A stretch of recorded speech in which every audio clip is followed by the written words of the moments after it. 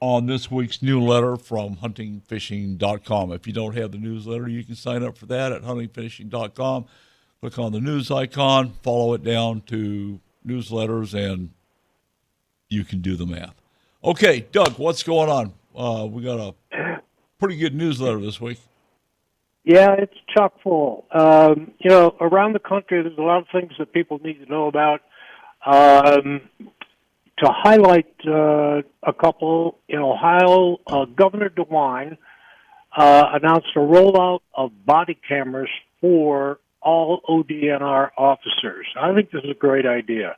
I don't know how many states do this, game and fish states do this, but I thought that was kind of cool. They're going to pick up a lot more information, when they're out in the field. In Wisconsin, this is an oddball to me. Their DNR are asking the public to report mud puppy observations.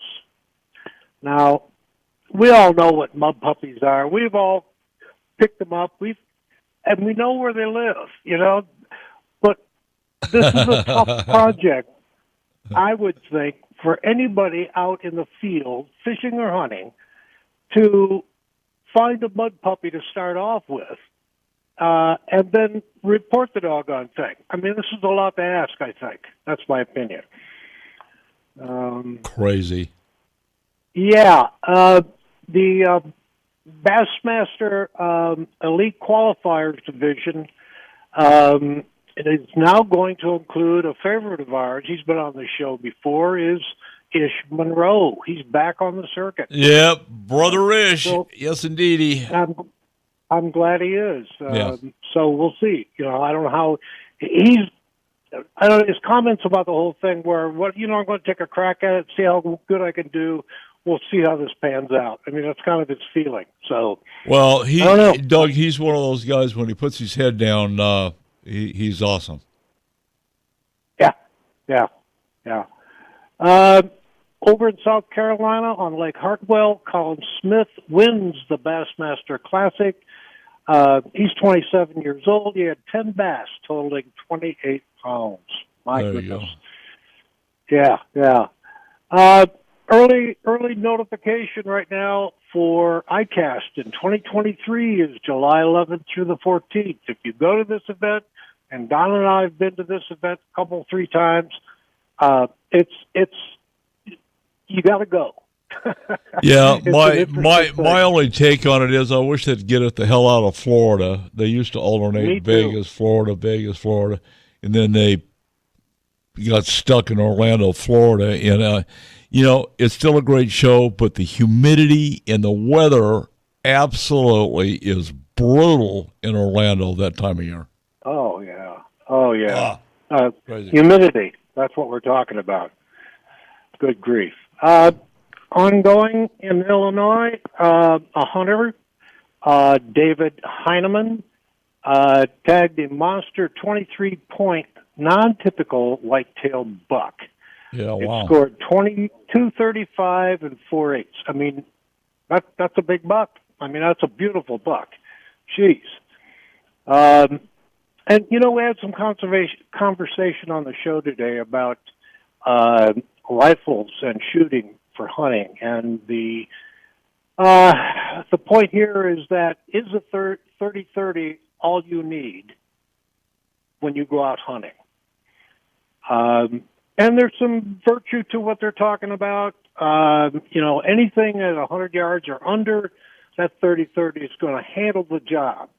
But as you mentioned on the show, your favorite is the 30-06 180 grain. It's all about, I don't know, what do they call it?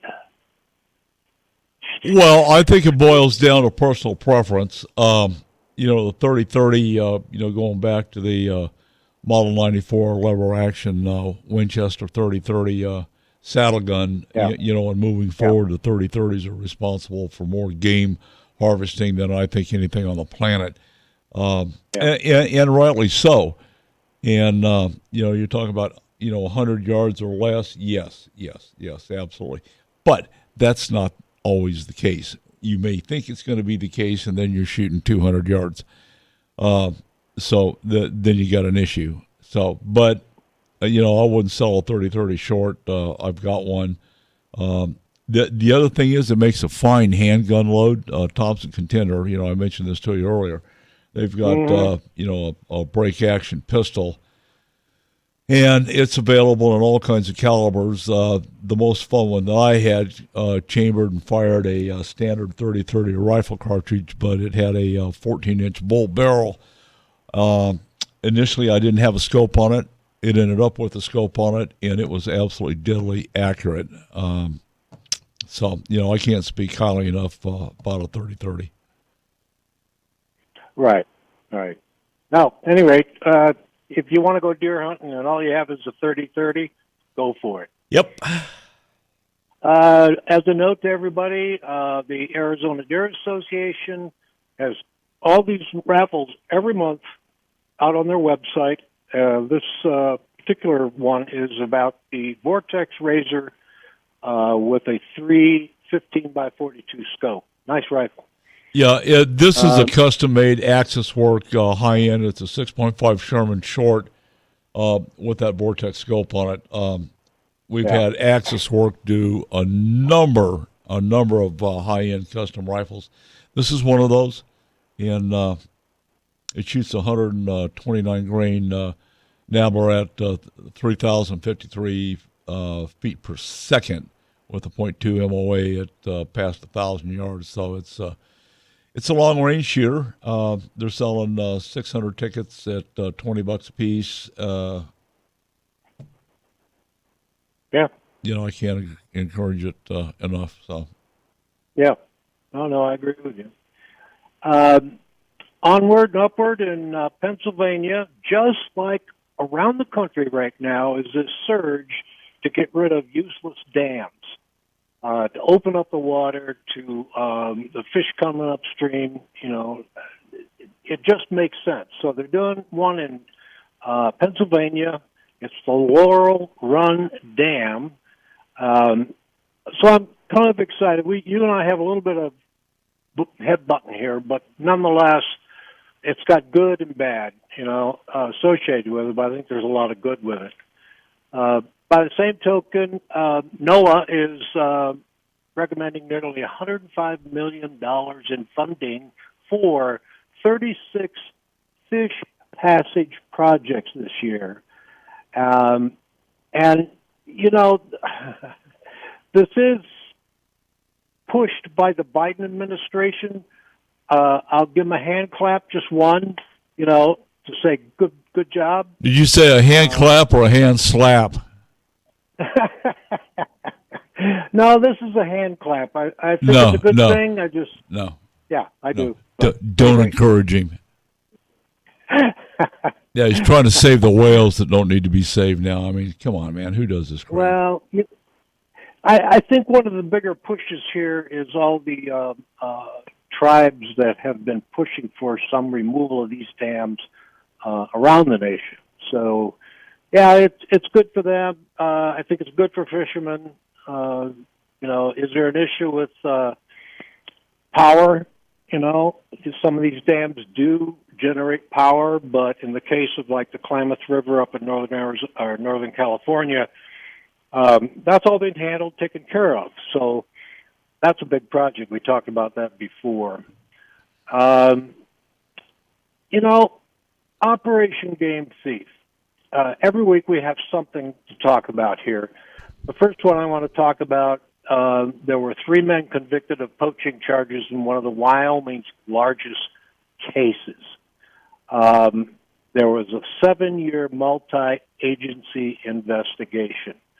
Now, this is what just drives me crazy. I don't know, frankly. If you look at the screen right now, Don, I'm thinking Game and Fish did this with what they confiscated.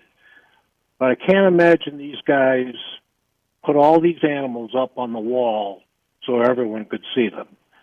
But that's a haul. Good grief. They were fined $171,000 and $131,000 in restitution. Nice. Hello, wake up. guys. You can't do this kind of stuff. What kind of jail time was handed down with that? There was no note of any jail time that I'm aware of. I've got to imagine there was with those kind of fines, but I don't know that for sure. Hey, and up in Michigan, this is the OGT poaching of the week. A 65-year-old man says he poached 3 hawks to spite his utility company. Now, what had taken place here, these are Cooper hawks, by the way. He wanted some trees cut down, but the state wouldn't do it because of power lines. So this guy went out and shot, because there were nesting Cooper hawks in those trees. Yep, they need to shoot him back. I'm sorry. Well, yeah, he went out and shot those Cooper hawks. So they do it, you know.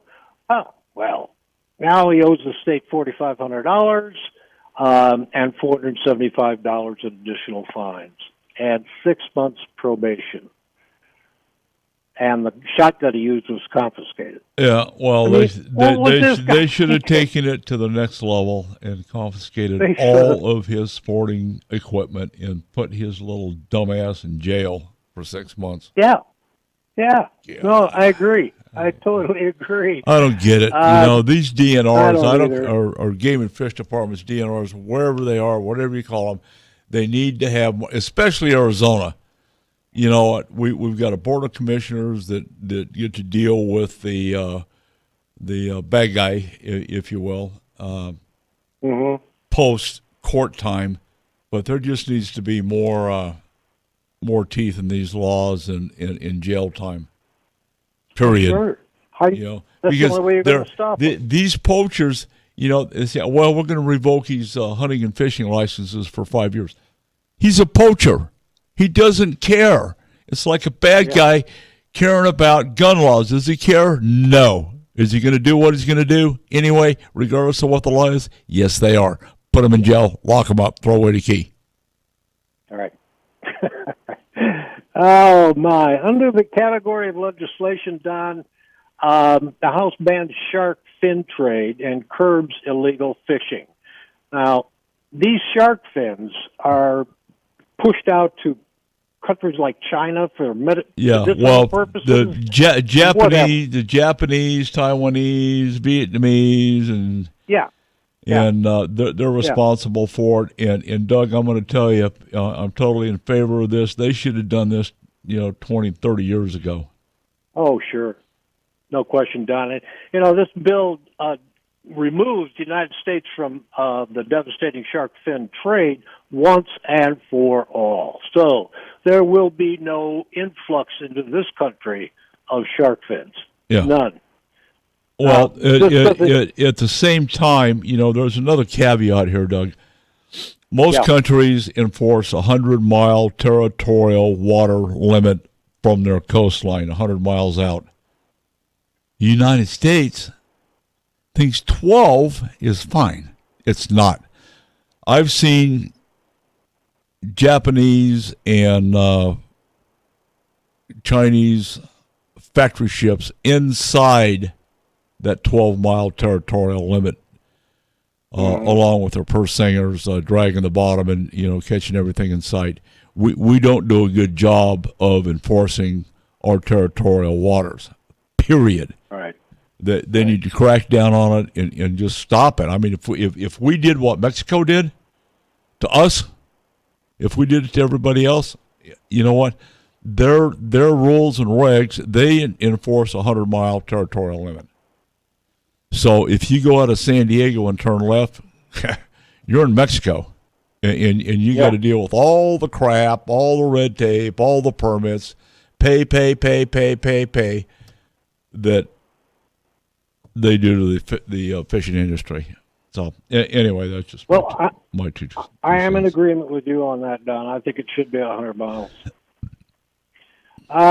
That's about it. A couple of products that I put out there as well. A red dot for a handgun, and Ruger's SFAR 308 Winchester.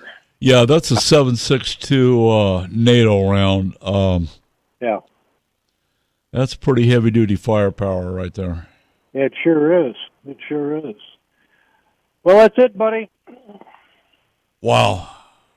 Yep.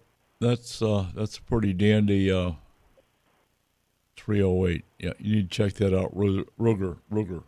7.6 NATO 308. Yep. Yep. Very And cool. the link is on our newsletter, by the way. Yeah, I put links it on is, everything. yeah. So Wow. Yeah, it's 16.1 or a 20-inch barrel. Yeah, interesting weapon. Okay, yeah. Look, good newsletter, Doug. Appreciate that. thank you. And you guys sign up for Doug's handiwork at huntingfishing.com. I don't know if we're going to do this next week, but we'll definitely follow up the week after. We're going to stand down for Christmas. So Merry Christmas, everybody. I'm Don McDowell.